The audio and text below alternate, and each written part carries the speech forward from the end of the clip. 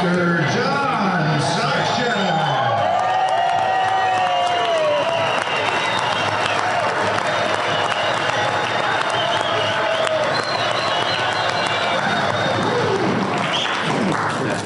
Oh, Dee, I'm out of water up here.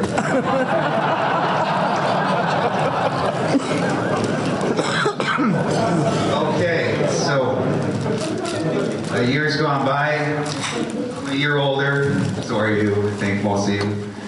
And yeah, so got this age meter, you know, and holy cow, it's like winter started and then kept going, and now it's snowing out there, and now I'm really feeling old, and with Joe Carr. I feel like we're just clothes and skin holding in farts now.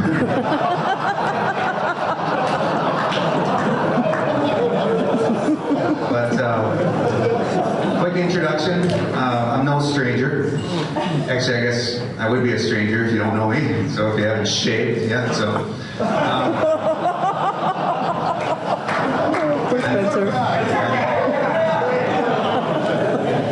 I'm John Sakshik. I head up our online university, and friends call me Dean John and Mr. Dean and Dean Sakshik. It's pretty flattering, you know. I've got a godson. My wife and I were godparents, and the little guy, for short, he calls me God. You know. Pretty cool. I taught him that. But yeah, so the Dean thing is all pretty flattering. But it's interesting, once people, they go like, dude, that's really your title? Like, yeah, you know, it's overrated, really. You know, people are interested in my educational background. And if I had to pick a word to describe my background, I guess it would be sloth, you know. Probably pretty kind. But I've earned my degree, you know, from the University of Groupon. Yeah, any Groupon alumni? Yeah, a couple, sure. Yeah, oh, it's brutal. You know, you gotta get it out of Barracuda and into your inbox.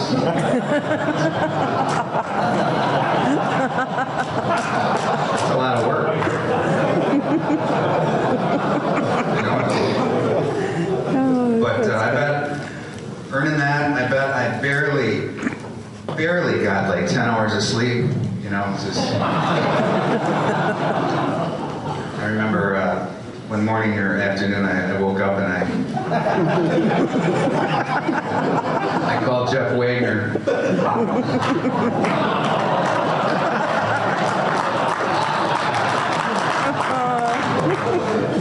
Jeff's like, I got 11 hours of sleep. I'm like, I'm jealous, dude.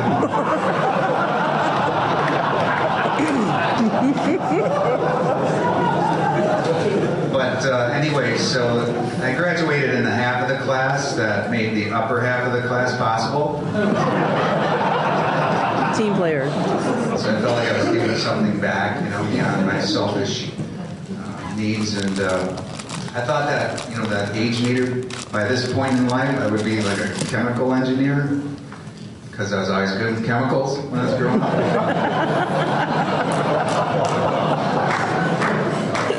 Yeah, you might have read about me. I forget how old I was. I figured out how to convert alcohol into urine. Did you read that? Did you read that? Yeah. One weekend, my parents were gone, and I converted like a 5-gallon pail. It's like right in their living room.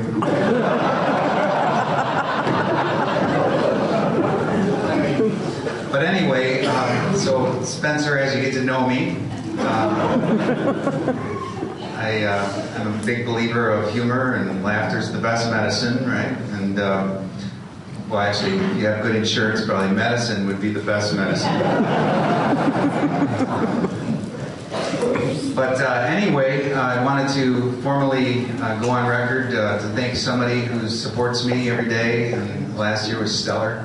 She does all the heavy lifting and builds all the content and does all the prodding along in the enrollment. Sheila Stamper. I see her.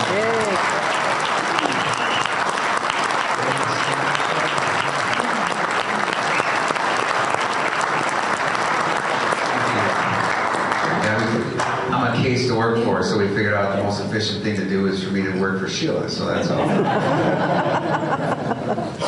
And I didn't want to forget to applaud all the award winners last night. You guys are awesome, so congratulations.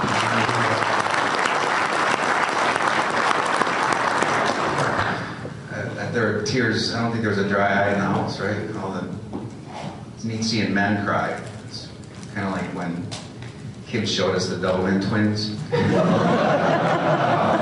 Gosh. But yeah. But I sat way in the back. I do that for a lot of reasons, but mostly so I can just kind of watch everybody and see your peers and watch them congratulate you. And it's pretty touching, really. I mean, it's just all the applause. And I saw a lot of middle fingers. Yeah. Yeah, but that, you know, I guess that's healthy, and that's probably what the scary six-headed son of a bitch wants, right?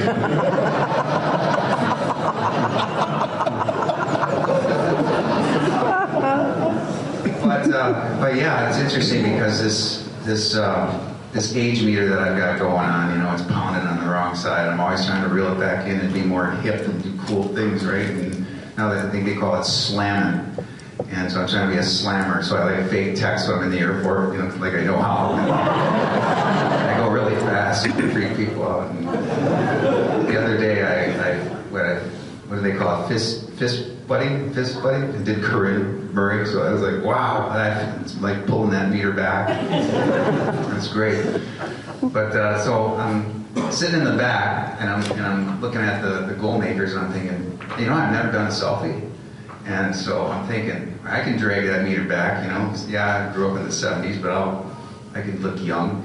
So I turned my chair around, and I got the industrial goal makers up there. And I raised the wrong arm, and I spilled my bong water right in my lap. Oh, God. What a mess.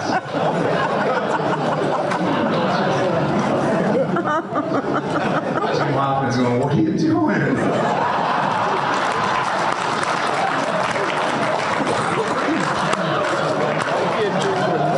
I know. Don't lay around, Jim, you know?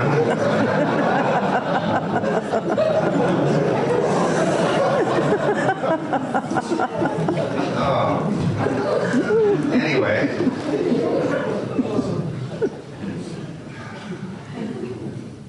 So, last year, pick up where we left off on our lecture. We talked about breakthroughs and how lucky we are. And in this generation that we live, we see a lot of great stuff. You know, the internet in itself. We didn't talk about that, but that's a huge breakthrough. And we looked at the invention of the airplane and, you know, what it's done to aerospace. We talked about the Hubble Space Telescope and Watson and Crick discovering the double helix, and just amazing stuff. You know, the stuff we can see so much differently now, literally and figuratively. But we didn't really get into incremental improvement. So I thought that's where we would pick up today with our lecture.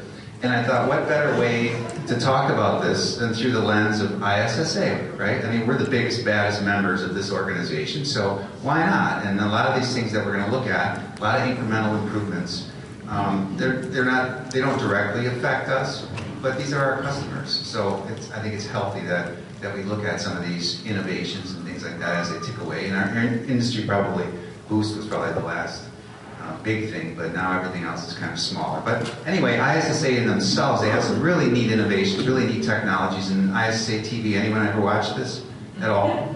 No? Nobody watches this? I don't watch it often, but sometimes it's in Barracuda and I'm looking for my degree. But when I do, it's really interesting. And now their technology, I'm really jealous because they're starting to go to more of a streaming technology now. And so you can watch them live 24 hours a day if you want to do that, right? But what's interesting is now they do news, they do reality TV. I don't know if anyone watched that program, the ISSC reality show. They take two random individuals, a guy and a gal, and they take all their clothes off. Yeah, have you seen that? And they put them in the wilderness on an island somewhere, right? And they have to like survive from like virus carrying mosquitoes and blood sucking ticks and boa constrictors and famine and pestilence, right? And for 21 days they have to survive this, but in the meantime they're competing against each other to see which one can talk more. And they're like talking each other's head off, literally talking each other into a coma. And if you haven't seen this, you got to watch it. I'm addicted to it. It's actually called Naked and Verbose.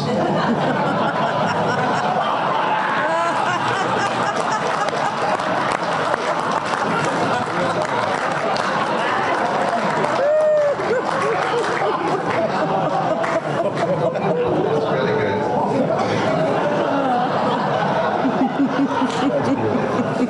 I watch it with the volume off now.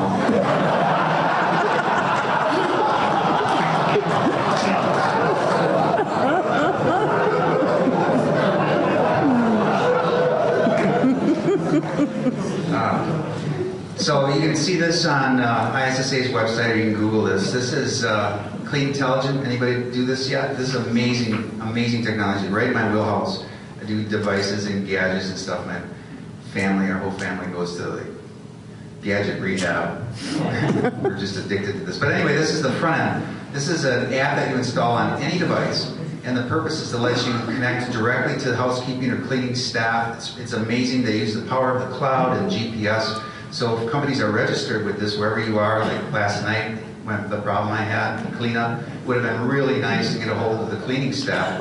Now this is not a breakthrough. You think, wow, this is one of those great, no, it's incremental because they got here through acquisition. They bought a company, and if you have pets or specifically a dog, you know these people. They're the C-Spot run company.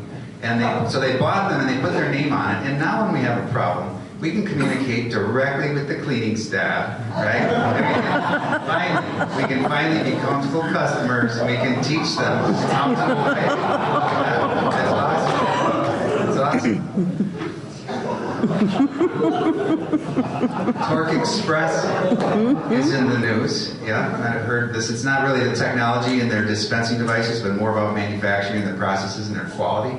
So they reach like 6 Sigma levels, and if you're not a manufacturing geek like me, 6 Sigma basically means out of a million attempts to dispense, they only fail like 3.4 times or less. That's amazing when you're waving your hands, stuff like that. So it's amazing. And so they've got a number of devices that dispense to the human hand, but they're having a legal problem now. So don't get Torque Express confused with something that actually is a rubber hand that dispenses to a human, which sounds like oh my God! That's not the same thing.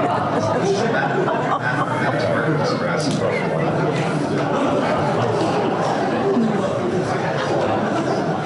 Clorox. It's not. Oh my God. The Clorox, we know and love them. They're the who's who of getting stuff out of stuff. And ISSA loves them because not only do they get stuff clean, but they save the planet and all the things that they're doing. But they're in the news all the time for their ability. Here's just some of the things they do. They get blood out of carpet, mattresses, and upholstery. They get blood out of granite, concrete, wood, and tile. But other things that they do, well, they get blood stucco, rubber tires, galvanized fencing, nylon rope, canvas, chipper blades, soft shape, patch-up sheets, and brass knuckles. If you buy the 32-ounce sprayer, there's a mail-in coupon, and Clorox will send you a free shank.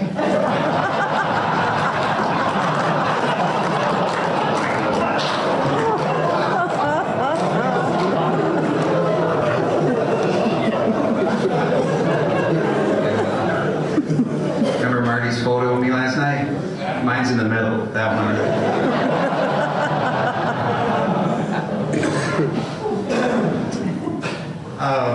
I really didn't have a joke for this one. This is like marketing genius. Jonathan, take note. Yeah, so it works like magic. And but what's interesting that this brand is it's so creative, but it wasn't really thought of in the United States. This is actually a Russian company. I didn't know that, but yeah. And anyone speak Russian? You know how to pronounce urine in Russian? Anyone? No? Rough guess? No? Okay. It's actually smear. Yeah. And I didn't know it.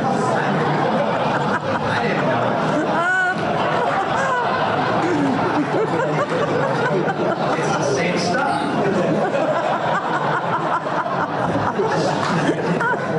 So you can ingest this, and then when you're done, you get your Smirnoff. It's pretty powerful. I guess it cuts through livers and kidneys. Yeah. Kills marriages.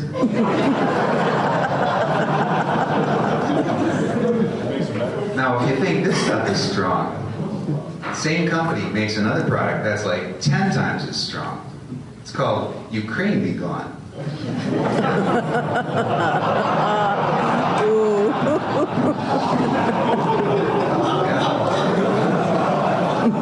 It's like one squirt.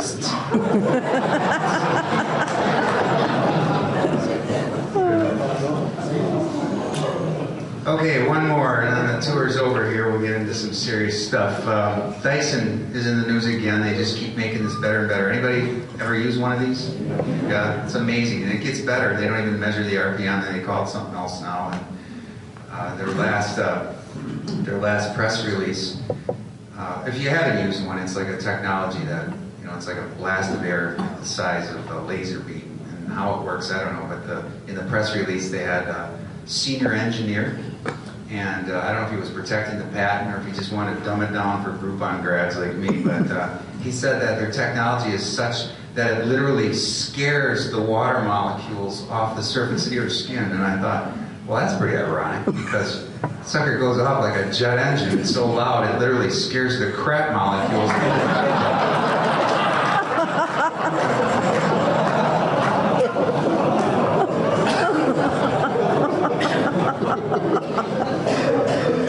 Walked around all night like that. Took a bottle of Ukraine Be Gone to take that.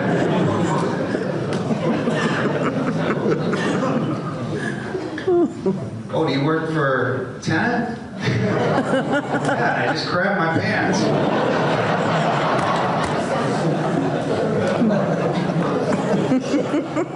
All right, that tour is over, so don't forget to tip your bus driver, folks. Okay, so we're gonna put on our humor filter right now. Get serious. Don't take off your Diddy filter though. Just put the humor one on right around that one, right? Lance mentioned it yesterday that the term "own it" isn't that old, and actually came out when these hackers were hacking into servers, and so that they would write the company and say, I own you now, I own you, and then the gamers took over, and then they say, now if they win, I own you, right? So that's pretty cool. But where I first heard it, where it first resonated with me, was when Jeff said it. Not a joke. It was one of his early calls, and he was summing up the size of the business and how bleak things were, and it wasn't a surprise to us at the time. But it was interesting to hear his perspective of things. And I remember specifically, as bad as it was, the climate, the red ink, various segments were, it was really difficult. And he said, I own that. And I remember the hair stood up on the back of my neck, and I thought, he didn't say, we own that. He didn't say Nilfisk Advance owns that. He said he owns that. And I thought, that's pretty cool. That's really neat. And I thought, as the new train conductor, I thought, I don't remember the last conductor saying that. I don't remember hearing that. And I don't remember the station people in charge, right? I don't remember them saying that. I don't remember anyone in the Union Pacific Railroad saying that they owned it, but he said that. And it's pretty amazing to me listening to him. Every time I hear him, I learn more about our business. I learn more about the vision of what great companies look like and how we're supposed to behave. It's pretty optimistic, and I really enjoy that. It's really been a pleasure. And what it reminds me, and this is a person who just changed the face of selling. You may have heard of him. He's not alive anymore. He's not a big guy. He had a pencil-thin mustache.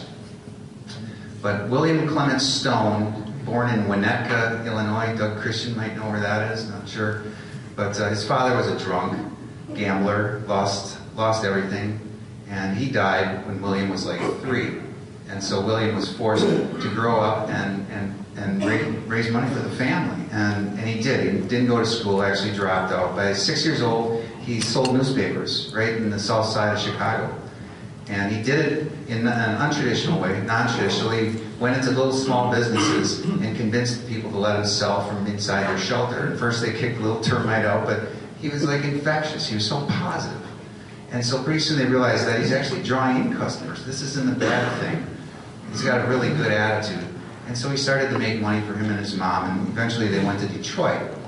And that's where he sold casualty insurance.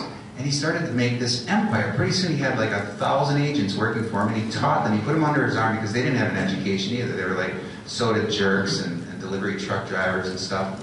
One guy was like mowing his grass in front of his window, and he brought him in and made him like senior vice president. And he built this empire on selling this insurance with this attitude that wouldn't quit. It's unbelievable. I mean, he never used the term own it, but man, did he know what it was. And what drove him was he wanted to change the world. And he was very open about that. Very open. That was his goal, was to change the world. This dude gave back like hundreds and hundreds and hundreds of millions of dollars to charities and nonprofits and church, educational institutions, and the grants and the funding just continue. His estate continues to fund this stuff, scholarships every year, millions of dollars. It's pretty amazing to me. And he wasn't a neuroscientist, but man, did he get it. And this is stuff that we're trying to still figure out today. How do we use what we know about the human psyche and the subconscious to develop our brands and develop our market segments and our products and the features and the benefits of our product, and we're diving after this stuff. But man, did he get this. He knew this. He knew that he could mirror himself. That was really his key, and that's what he would teach people. That if he was in a bad mood, the customer would be sad, or the prospect. If he was in a good mood, they'd be happy. And he knew that if he would yawn, he could make an audience yawn. So that was his mirroring, and that's kind of the approach he took when he taught all of his people. That was $20. He had just a very simple process, and it started with karma. He was all about that. And I put this slide up here because I've been working with Jonathan Kingsbury, and it's in my goals and objectives, and Sheila's goals and objectives, and so it's going to impact you and the university. We're going to get more involved in the sales process, not so much the karma part, and that onus is on you.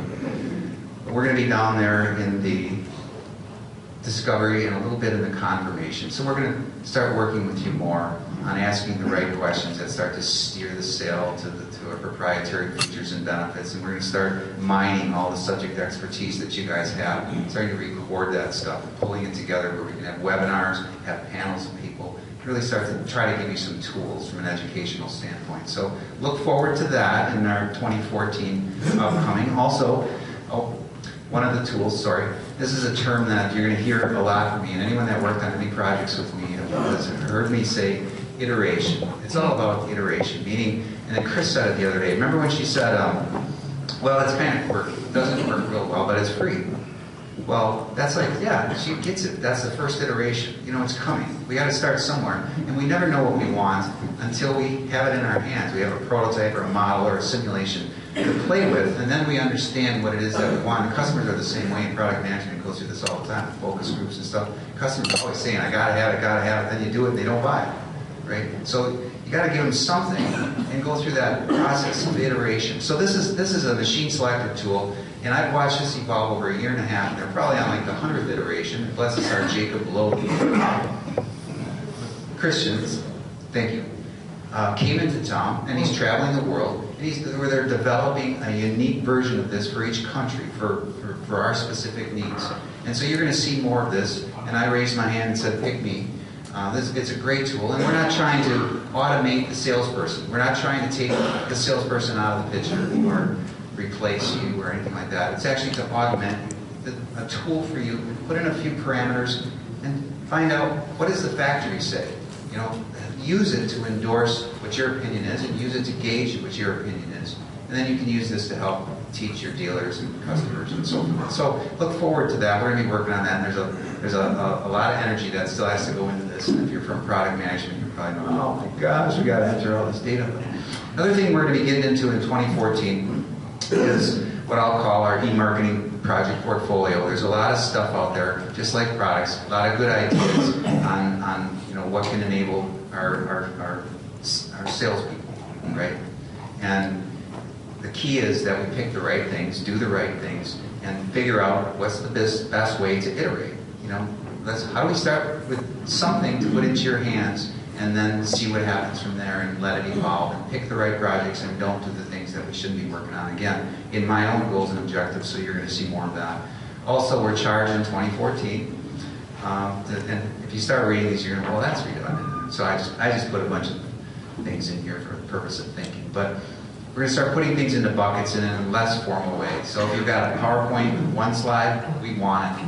If it's something that's going to help somebody else, let's put it into the right vertical and be part of your toolkit, right? So whether it's a paper that we have to scan and that you've been carrying around for 20 years, if it's got value, let's put it into the right bucket. Let's not worry about redundancy. Oh yeah, it's over here and over here. Well, it's what you need for today, right? So I'm charged with that also. Take a look at e-learning. It's been around long enough to start to measure it. Just like we didn't know a couple of years ago, was secondhand smoke good for you or bad for you? And now we know. Well, now we know what e-learning is, and I'm not going to read all this stuff, but basically, there's no doubt it works, and it sticks, and it's more efficient. It saves the planet. When you look at carbon emissions and such. But to me, the whole teaching and learning thing, I think, is overrated, because really I believe the onus falls on you. Take the ownership of learning. When we talk about what knowledge really is, I don't believe it's your education is just if you've got straight A's and a 4.0, that's great, you did the work, but did you learn, right? So I believe that education is knowledge, and then using that knowledge to put into action. So really, if you understand what it is that you need to do and what you don't know to do it, whether it's e-learning or whether it's calling me or calling Chris or calling Sheila, asking for help, asking the subject experts, that's to me what it's all about, is understanding that it's really up to you. It's really up to you. It's not the teacher. You can get straight A's. I can go to Groupon all day long, right? But really, if I want to learn something, I have to set my mind, take ownership of that. All right, enough lecture on that. Some of the stats at Nilfisk University, we talk about course completions. We had a stellar month. We're very happy. Almost hit 1,000. Again, you heard me say before, course completion, basically you take a lesson, pass the test.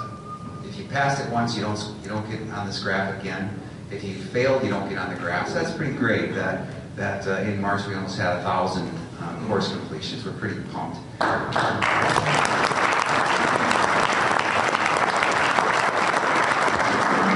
We're also very pumped about Lance and his group. Lance gets it. He understands what the investment in knowledge does, and they do the factory training in their spare time. They create courseware, and it's awesome. And now they officially, both from a sales standpoint and a service standpoint, they officially use the university as a prerequisite before students come in, and they measure this stuff, so it's great. A couple people will sneak in, and they didn't do their online training, and the scores show it. It's really neat to actually see the stats on how they do at the end of their course. So kudos to those guys. And and by the way, the report is, we always have such a trouble getting people here to the factory. Well, after we started making it a prerequisite, dealers are more apt to send people, because now they don't worry about wasting their people's time as they get here, and we're busy trying to get other people up to the level that they should be. So everybody's at the same level when they come to the factory. So that's great. Here's some accomplishments in 2013. I'm not going to go through them. You know who you are if you were part of these projects. Yeah, I see smiles. Some new portals that we've got going on. We worked with the Salesforce people. We got posters. Remember, I was up here telling you about posters last year. Well, now we've got posters, and we've got a mobile trainer app. First iteration, right, where we have posters and all access to stuff. Now we're going to talk a little bit more about the mobile app, but not in great detail.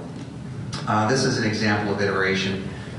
We did this. It's like, is this possible? Can you scan in a QR code and take me somewhere to the university where we can get to product information? John Black actually took this and brought it to new heights, and it's probably on iteration 3 or 4 by now. But this is their QR portal, or well, it doesn't look like this, but this is where it started in the university. For the people interested in Viper, where do you find the collateral? Well, it's where all the other collateral is. You go to the library and you'll just see the Viper bookshelves out there. So all the photos, and Dave Eckert is the librarian, so kudos to him for putting stuff out there. Where do you find videos? Where are you finding all the other videos? You go to the theater and we have Viper all set. So if you're interested in that, that's where to find it. And the Viper website isn't going anywhere. I don't know, you can't see the laser. usviper.com, they're going to be around for a while. So you come to the university, get that stuff. You can find it on the mobile app. So that's where you go. I won't get into too much discussion about this, but the university has a number of drivers pushing us long range. You know, where are we going to be in 24 months? And these are kind of the forces that we consider. And I'm just going from left to right. You know, we all know from a technology standpoint, mobile is really, you know, not going anywhere. Pretty soon we won't have laptops anymore.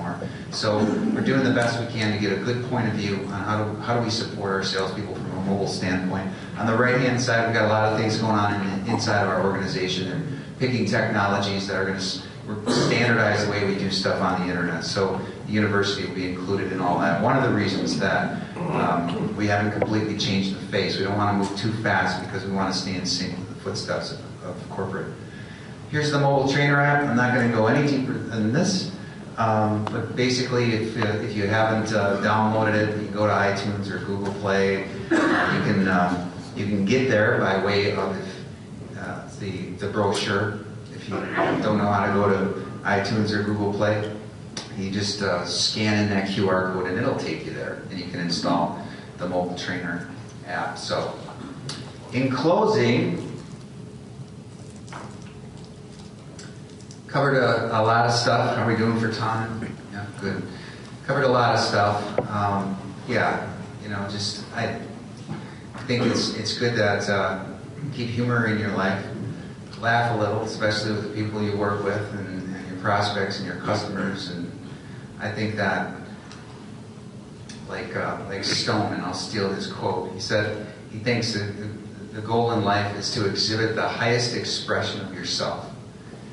And he says that you need to become what you believe, and I think that's very true. So, thank you.